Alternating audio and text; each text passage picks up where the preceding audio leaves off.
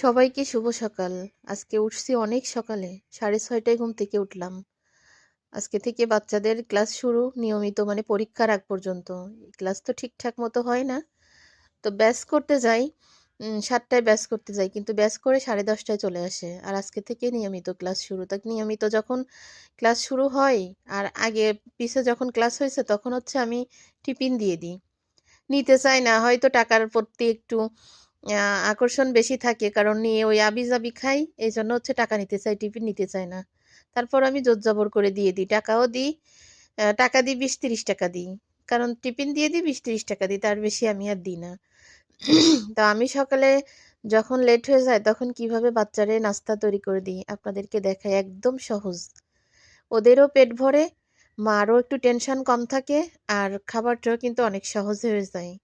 এভাবে আটা গোলাই নিয়ে একটুখানি লবণ দিয়ে আটা গোলাই নিয়ে